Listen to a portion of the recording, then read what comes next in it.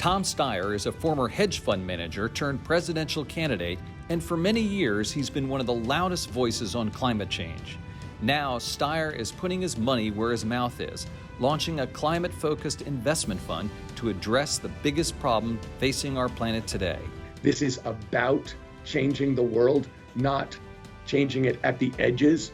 In this episode of Influencers, I'm joined by Tom Steyer as we discuss sustainable investing, the COP26 summit in Glasgow, and why he says the private sector must step up to solve climate change.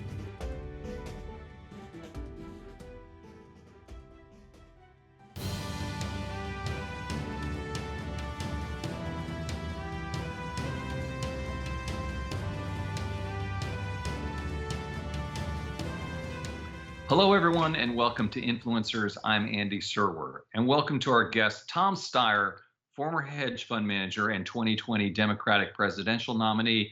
He recently launched an environmental investment platform called Galvanize Climate Solutions. Tom, welcome. Nice to see you. Andy, it's nice to see you again, too. So let's talk about Galvanize Climate Solutions and tell us exactly what it is and what you're trying to accomplish here. Well, we're at a point, Andy, where I believe the private sector has to step up and execute the climate solutions that we all need to have a safe and healthy planet. And Galvanize Climate Solutions is designed to be a mission-driven investment platform, comprehensive, meaning to invest across the board from the smallest investments to the biggest projects, and to really use it to make substantive change in terms of the kinds of companies and projects that will be scalable solutions for a huge global problem, but also a new kind of capitalism where we're calling it movement capitalism, where we have a mission and we use the capitalist system itself to organize other investors, other companies, and to work with policymakers to make sure that as a society, we come to grips with a huge global problem and together solve it. So it is essentially a venture capital fund at its core, and your money in it, obviously. Are you taking money from outside investors? Well, let me just expand a little bit on what you just said, Andy. Yeah. When we say we want to invest comprehensively, that does include investing in the things that are normally considered venture capital. New technologies, new startups, entrepreneurial ventures, absolutely.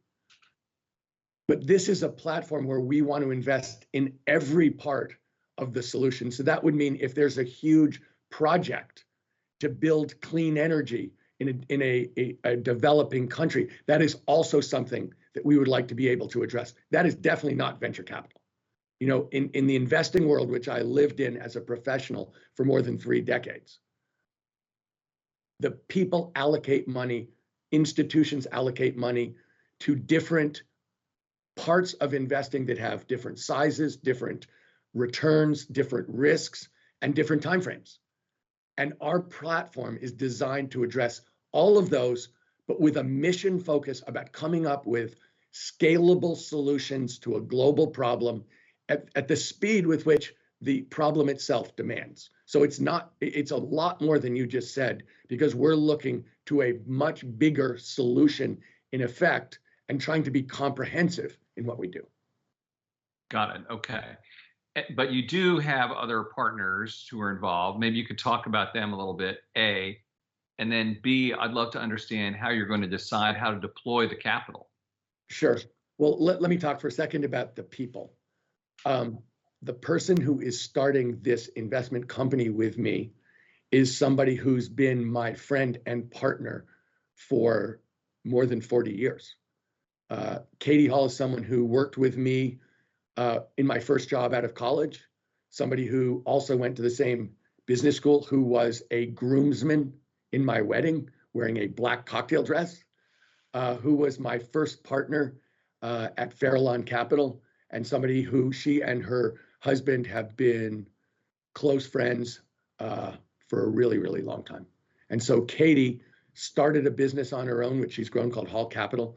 And she's somebody we together have started this company. And we're hiring people and have hired people who are investment professionals with proven records, but also who look very different from what you think of as a typical Wall Street firm. You know, we really believe that the best decisions are made by a diverse group of people. They're going to have to be a lot younger. This is about changing the world, not changing it at the edges, but actually coming up with a new, clean, sustainable, healthy economy. And we know that a lot of those ideas, most of those ideas are coming from young people. So we're going to be hiring a very diverse young group of people who we expect will have thinking about this virtually for their entire lives and are going to have the kind of disruptive ideas that, in fact, we need to solve these problems. Mark Benioff's Time Ventures is involved, and also Laurene Powell Jobs is invested. Is that correct? Yes. And we have, at the company level, we have a small group of strategic investors, basically to fund the company so that we can build the different teams that we need to address the different sectors of investment that will provide the climate solutions that we believe are necessary to solve this problem. And let me say this, Andy, there's a lot of money coming into this space. This is an area and a concern, the climate crisis, that I've been working on for more than 15 years. We're at a point in time, I believe, a change, a transition where we're going from an investment standpoint, there's an old saying, strategy is easy, execution is hard. We spent a long time as a country and as a globe talking about strategy and really talking about the kind of policy framework that's necessary for us to address these problems. But now all the science tells us, all the physical evidence of the world is telling us that now we need speed too.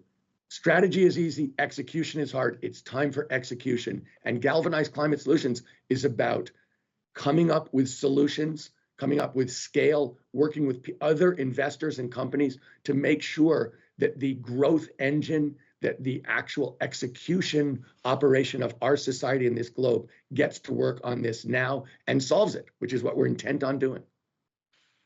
So let me follow up on that deploying capital question, though, Tom. So what would you look for? I mean, you talk about everything from, say, a typical startup in Silicon Valley to maybe a power plant in India. I mean, the whole range would be something that, that diverse.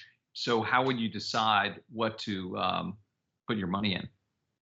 Well, I think the way that this works in the investing world, Andy, is different investment strategies call for different investing vehicles.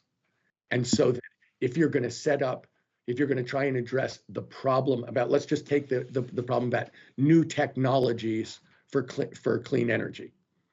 That is going to take a certain kind of money with certain risk profiles, certain timeframes, and specific investors who want those risks, want those returns, and accept those timeframes. So that would be an investment vehicle.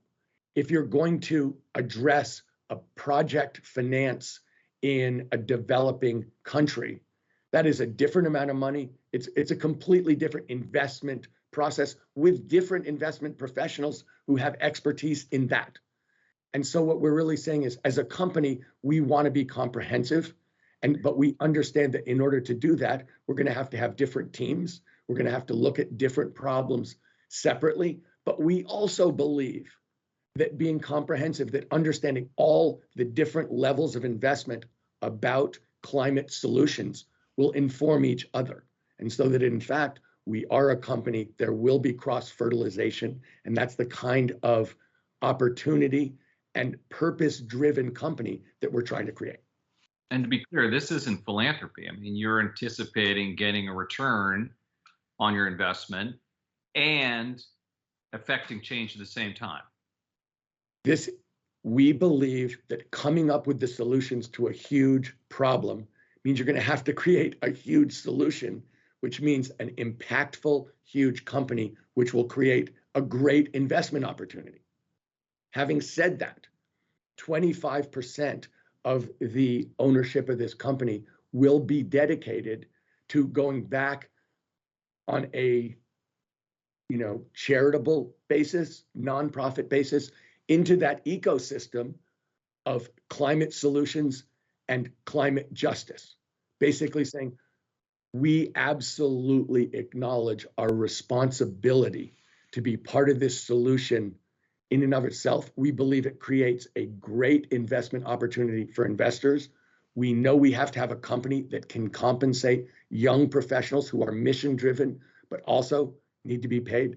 But as a company, we're saying this is something where we acknowledge our need to be a contributing part of this solution from ourselves, as well as from our investing activities. Right. I mean, the fund's sort of based on your notion of movement capitalism, which you've described as merging entrepreneurship with global activism. But some activists, point to capitalism itself as part of the problem that led to climate change. So is that a contradiction in terms? Are they wrong? I don't think they're wrong at all, Andy. I mean, I think there's no question that in the framework under which we were working, capitalism has taken us to the brink of climate disaster. And I believe that I think that governments around the world are actively changing. We're looking at an international conference in Glasgow starting within a month, where every country in the world is talking about what they can do to get to a net zero climate emissions. We need a different framework. But beyond that, the entrepreneurship, the energy, the competitiveness of the capitalist system, we need to come up with these solutions. But the reason I call it movement capitalism is that it implies that it's mission driven, that you're not blindly making investments based only on return, but that in fact, at the same time, you're measuring impact, you're aware of your responsibilities to society, and that is a change. I think we're explicitly calling that out, that we want to cooperate and coordinate with other people who feel the same way. But I think you're seeing this across society, that the people who are willing to be destructive in their pursuit of a dollar are being called out, that's going to be very, very difficult to operate that way. And we're moving to a capitalism that has to have an awareness of its impact on society, because otherwise, as you can see specifically in climate, it can go over the edge and has really brought us to the brink of a true global crisis that we need to solve. What role should government play?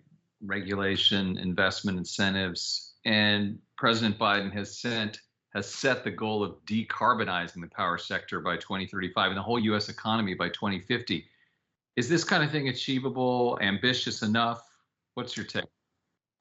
Look, first of all, it is achievable. The government's role is to set the ground rules, to set up the way the economy works. And let me start with a very simple statement, which is this: there's no such thing as a free market. That is a myth. The idea that there are no rules and that we exist in a state of nature in the jungle, hacking at each other with machetes, that's just not true. That's never been true. Every market from the beginning has had rules. When does it open? Who gets to set up their stand where? In the United States of America, think about a very simple question. What's the minimum wage?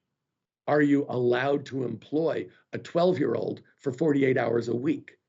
There have been rules in our society about the relationships between employers, and employees since the very beginning. So the idea that there's a free market is not true. The government's job is to set those rules in a way that drives towards the benefit of society at large, and to let businesses work within those rules to try and accomplish, to bring the spirit and hard work and entrepreneurship and foresight to accomplish what society itself needs. That's what's the government's job. That's what I believe the Biden administration is working very hard to do.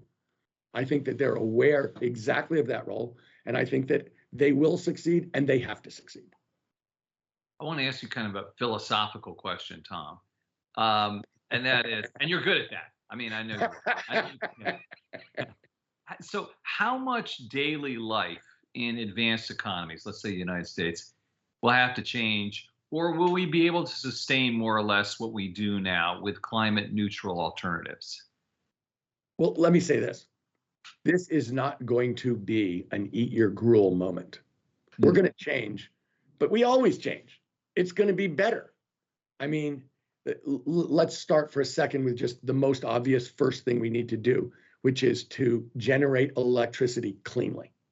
Get rid of coal plants, get rid of natural gas plants, move to things that don't emit greenhouse gases. Okay, we can do that cheaper than using coal or natural gas. This is not a question of, oh, your bills have to go up. Baloney. The fact of the matter is technology is going to let us do that cheaper, better, without making people sick, without giving people asthma, and without emitting greenhouse gases. So just very simply, is it going to change? Heck yes. Is it going to be better? Also, heck yes, on every measure.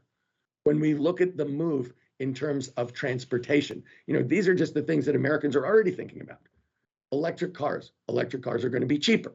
Electric cars are going to have better pickup. It's going to be a better ride. This is going to make people's lives better. The technology, we have got to go back to the idea of thinking that we're smart and we get things done. That's the truth. This is a country that is smart and we get things done. We have a problem. We are going to solve that problem, and we're going to do it in a way that makes people's lives substantially better in multiple ways. And what we have to do is get down to work and execute that and stop arguing about whether we have to do it, because that argument is over. The only argument now is, how do we do it best? What are the ideas that we come up with? And let's get on it. See, I knew you could handle the philosophical question. It's just fine. All right, let me ask you to drill down in a couple different businesses. Bill Gates is obviously concerned about climate as well. I wonder if you talked to him, A, and B, he's talked about expanding nuclear power, and you have been against that. Why do you guys? I thought you opposed an expansion of it. No, let me say this, Andy. Okay, what I have said consistently about nuclear power is this: I'm agnostic. Mm-hmm. Nuclear power emits no greenhouse gases. The issue has been, is it cheap? Do you have nuclear waste that is toxic and that lasts for 100,000 years, and you have no disposal plan for that waste? And is there a significant chance of a nuclear disaster? Those are just facts. If it's cheap, if there's no waste that we need to dispose of, and that it's safe, great. In fact, there are people, including Bill, has been working on the next generation, who've been working on this for decades. What's proved to be true in the United States is we haven't come up with nuclear power that can compete with solar and wind. Take away the issues about safety and the issues about, having to dispose of waste, extremely toxic waste. They can compete on price. So the real question here is not, should you be for or against nuclear power? I'm agnostic. Let's go to the facts. Let's go to the data. If it works on the basis I just gave, great. That will solve a ton of problems. It'll be fantastic. But we haven't seen that happen. And when in fact companies, utilities in the United States over the last 2 decades have tried to build new nuclear facilities here, they've gone way over budget. They haven't been able to compete on cost. And ultimately, they've abandoned the projects because they just can't get it done at a reasonable cost. Okay. So you're against it in its current state, which I understand. And I understand your agnostic point. Yeah. Right. Okay. Look, Andy, we're at a place where we need to look at this stuff with an open mind, but data driven. And that's investing. Right. That's looking past the hype and talking about the facts. And if someone comes up with an amazing breakthrough with nuclear power, let's reassess it. Got it. Okay. Bitcoin mining. We're going to drill down here. And has drawn criticism from climate change activists as a contributor to climate change. Is Bitcoin a problem, and how should it be addressed, Tom? Bitcoin is a huge user of electricity. So to the extent that electricity is derived from fossil fuels and is emitting greenhouse gases and other dangerous toxins, then yeah, it's a problem. But the question here is, when we think, so step back a second, I'm going to answer your question on Bitcoin, but step back a second and think about what I just said. If we've completely cleaned up our electricity generation so that when you in fact mine Bitcoin and use a ton of electricity, but that is all clean electricity that's not causing anybody's health or the planet's health to be dramatically diminished, then it's fine. But at the current time, just so you know, Andy, someone came up to me with a proposal. This is probably 4 months ago, so not that long ago. Did I want to invest in a Bitcoin mining operation next to a coal plant? And the idea being you don't have to transport the coal, it's much cheaper, we'll be able to create Bitcoin at a big spread to the current price. This is a great money-making opportunity. That is a disaster. That is a straight up disaster. So the real question is, when you think about it, clean up the electricity generation, electrify everything, be smart about your energy use. That's kind of the overall take on how we reduce emissions worldwide. Let me shift gears a little bit and ask you, last year you served as co-chair for California Governor Gavin Newsom's Business and Jobs Recovery Task Force. How would you assess where the economic recovery from COVID-19 stands right now, Tom? Well, Andy, that question is very different depending on where you're talking about, because there's no way of not realizing, and I know you do, that it's had a huge impact on everyone, but basically where you came into this problem economically and how you've handled it in the interim is having a huge impact in terms of what it's done economically, in terms of what the recovery looks like and what I think the recovery will look like. I think that California has had the great fortune of having a huge entrepreneurial and venture-backed business base that is all about the virtual world that has taken off. And so when you think about the state of California, which I think, that obviously our task force for Governor Newsom was focused on California because it's a California task force, of course.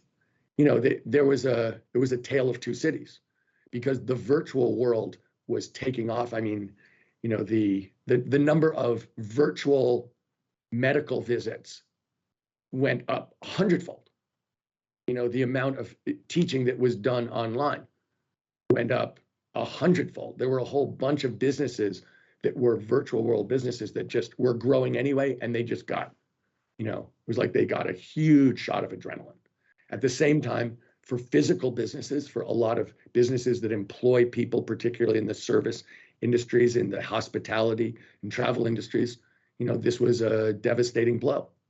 And so when you look at where we are, we're, in California, if you look at the overall economy and don't break it down into how specific people and parts of the population are distinguished, we're fine.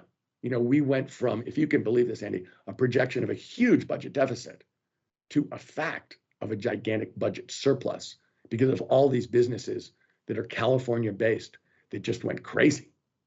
And they were doing well anyway, but it just accelerated the changes.